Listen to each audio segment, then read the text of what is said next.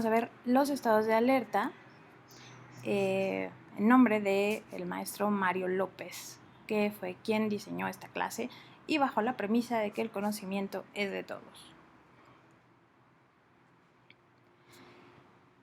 En cuanto a los estados de alerta, quiero que piensen cuando están haciendo sus historias clínicas que no nos referimos como tal cual a un estado de conciencia, porque el estado de conciencia es un grupo de procesos neuronales que permiten percibir, comprender, actuar en los ambientes interno y externo, en dónde estoy, quién soy, a dónde voy. Honestamente, creo que ninguno de nosotros en este momento tiene todas esas respuestas. Entonces hablar un poco como de conciencia es complicado, pero hablemos del estado de despierto. Es un grado en el que un individuo parece estar capacitado para contactar con estos ambientes y eventualmente generar conciencia. Y parece porque, bueno, no tengo que utilizar ejemplos, que el hecho de que parezcan despiertos en clase no quiere decir que efectivamente lo estén. El estado de alerta depende del estado de despierto y refleja la profundidad y el contenido del estado de despierto. Podría ser somnoliento, que voy y lo despierto y ya, ¿no? O estar en estupor, que en el estupor puedo yo hacer X o Y maniobras y voy a tener respuestas, pero ninguna de ellas por voluntad del paciente, ¿no? Y la atención depende del estado de alerta e implica la capacidad para responder a ciertos tipos particulares de estímulos. Entonces, lo normal es estar con atención y alerta. La somnolencia es aquella en que el paciente está dormido, aparentemente dormido, si no es estimulado, pero se despierta al estímulo de una manera relativamente sencilla. En estupor, el paciente está con alerta disminuida, que solo responde a estímulos dolorosos, sin embargo no despierta completamente con todo y el estímulo doloroso, que es el de apretar la uña. No usen otras cosas, por favor, no vale apretar pezones, ni lesionar al paciente, ni nada por el estilo, ¿no? Y en el estado de coma el paciente tiene ausencia de respuestas de retiro o motrices a estímulos dolorosos, hay reflejos de tallo, pero no responde activamente a estímulos. Si ustedes están súper interesados en clavarse con más cosas del estado de alerta, pueden buscar el libro de Plum y Posner, pero en realidad les pido que para estos momentos en que son médicos de primer contacto, se queden con estos y no estén inventando cosas. En un estado vegetativo persistente se da después de una lesión cerebral severa, un paciente comatoso con los reflejos de tallo íntegros, desarrollan un estado de despierto pero sin estar alertas ni atentos. Se necesitan más o menos 2 meses para llegar ahí. También nos podemos cruzar un poco con un estado de mínima conciencia. Hay ciclo sueño-vigilia, está alterado, pero hay. Esto quiere decir que el paciente abre y cierra los ojitos de manera espontánea. Se da en aquellos pacientes de alrededor de 30 años, o sea, cuando el motor todavía jala bien, pero la lesión fue importante. El 50% se recuperan en aproximadamente 12 meses. Todos los demás son anecdóticos. Los que hay de películas que despiertan 20 años después y cosas por el estilo son solo anecdóticos. Entonces, bueno, la muerte cerebral es muy importante que seamos capaces de determinarla, sobre todo por la parte de donación de órganos, ¿no? La muerte cerebral implica un coma sin respuestas del tallo cerebral. Esto quiere decir que deberían saber explorar el tallo en un paciente que no responde y que no tiene un estado de alerta, que está en coma. Un electroencefalograma con silencio absoluto isoeléctrico, 2 por lo menos con intervalo de 6 horas. Y que, bueno, estemos seguros que no es porque el paciente esté sedado. Hay pérdida del automatismo ventilatorio, que una angiografía cerebral no tenga flujo y la prueba de FIC, que es la medición de la saturación de oxígeno en la sangre carotídea y yugular. Entonces, en el coma neurológico, que es del que vamos a hablar ahora, hablamos de lesiones intracraneales supratentoriales. La pérdida de capacidad de amoldamiento del tejido cerebral circundante, hay pérdida de las respuestas fisiológicas en el lecho vascular cerebral, a pesar de la estimulación colinérgica y adrenérgica y de la autorregulación, que es lo que se pierde la autorregulación, se pierde la capacidad de responder a la estimulación colinérgica y adrenérgica. Hay cambios en la presión intracraneal y finalmente la herniación cerebral. Hay destrucción del tallo cerebral o compresión del tallo cerebral, que puede ser directa, o por herniación ascendente o por herniación por el foramen magno. También existe el coma por enfermedades metabólicas, por disminución del flujo sanguíneo cerebral, por el metabolismo de la glucosa, que hay aumento del requerimiento de la glucosa, pero disminución del aporte de glucosa.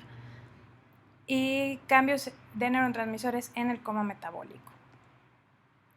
Hay disminución de la actividad colinérgica, serotoninérgica y dopaminérgica. En cuanto al GABA, todavía no se determina si hay aumento o disminución. En glutamato y aspartato disminuidos. Y bueno, hay como unos impostores, los falsos neurotransmisores, que son el amonio y la octopamina. Por eso se da la encefalopatía y por eso damos medidas antiamonio cuando tenemos una encefalopatía. Entonces, bueno, existen estos hallazgos en los diferentes niveles de la disfunción del sistema nervioso central.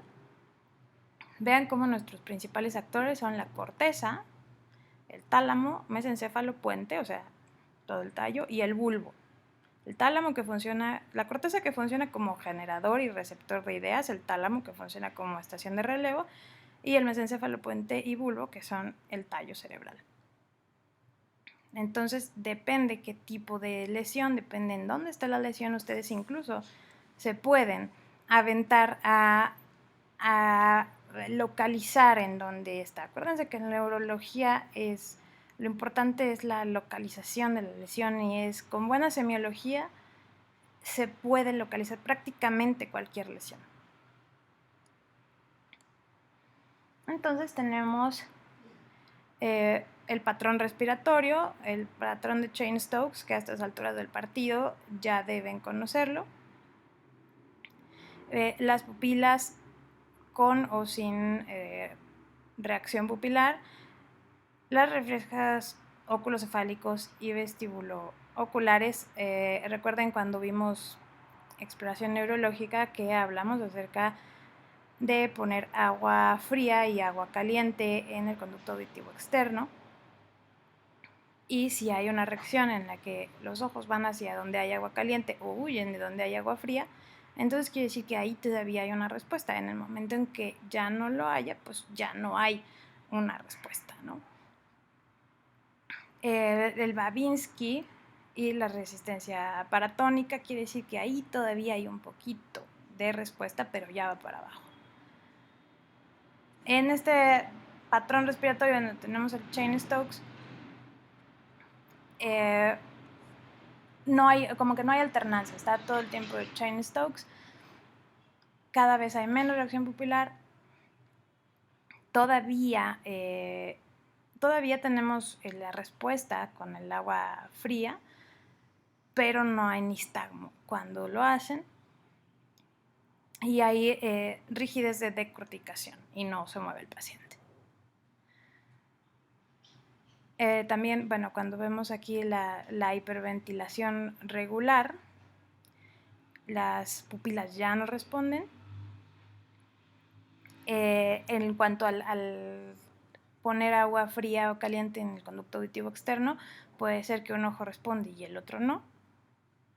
En la maniobra de los ojos de muñeca, puede ser que uno responde y el otro no. Y ahora hay una postura de descerebración.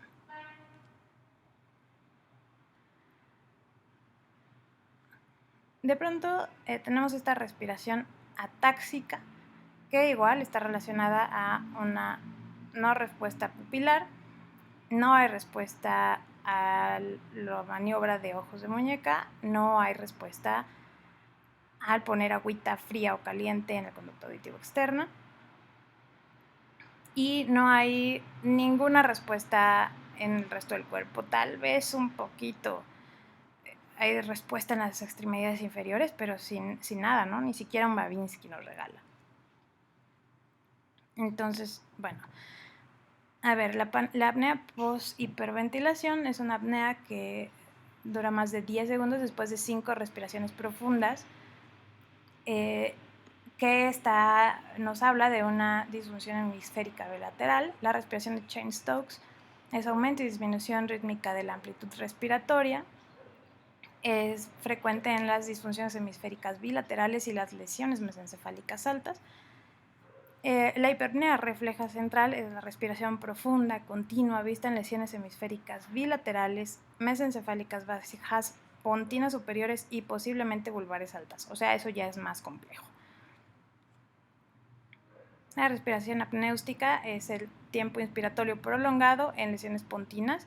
La respiración en racimos o de Biot son respiraciones finalizadas por apnea en lesiones pontinas bajas. La respiración atáxica son respiraciones infrecuentes e irregulares en lesiones pontinas bajas o vulvares altas.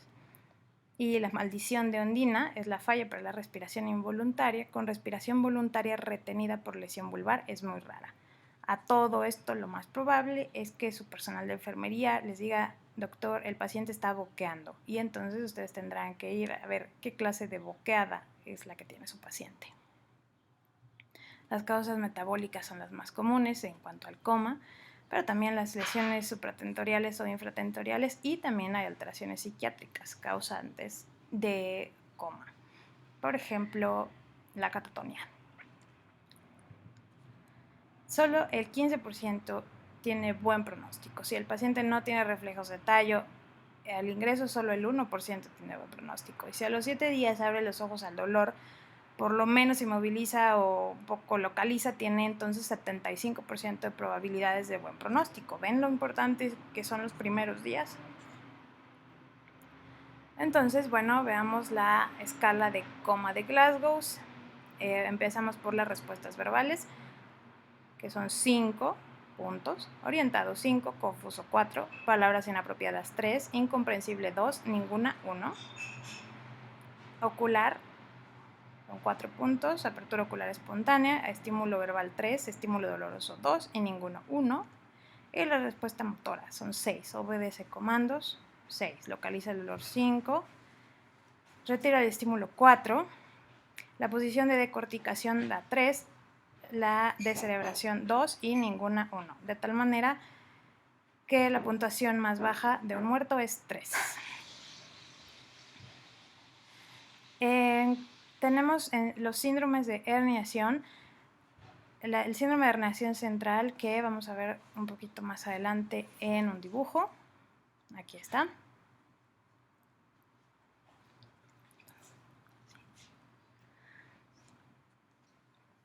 El síndrome de herniación subfalcial, que, bueno, se tienen que aprender, la palabra clave es herniación de las estructuras del giro cingulado a través de la fal cerebral. Punto. Ya, hasta ahí.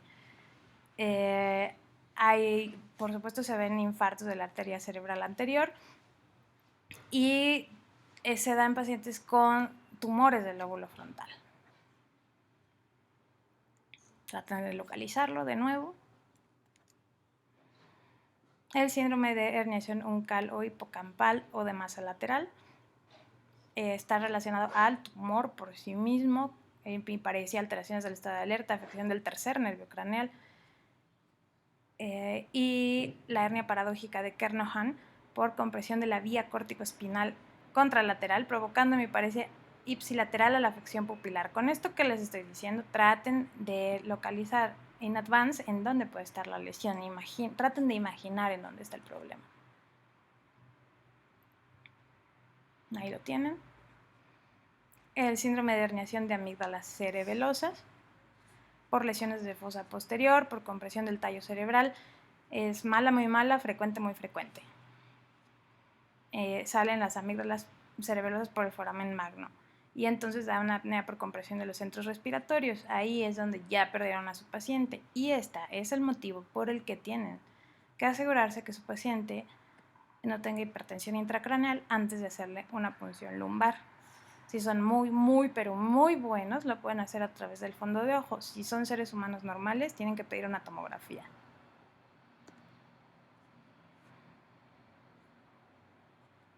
Ahora localicen. síndrome de herniación ascendente transtentorial, están en fosa posterior, hay hidrocefalia, hay riesgo de herniación central caudal, pero al realizar la descompresión por el cambio de gradientes, la depresión puede herniarse hacia arriba, que era lo que les decía también de la punción lumbar. No queremos hacer ahí un efecto de vacío y matar al paciente. De nuevo, localicen. Entonces, bueno, muerte cerebral. Número 1, establecer la causa. Descartar efecto de fármacos, sustancias, etc. Corregir hipotermia, corregir hipoglucemia. Debe haber una lesión estructural irreversible o una causa metabólica conocida e irreversible.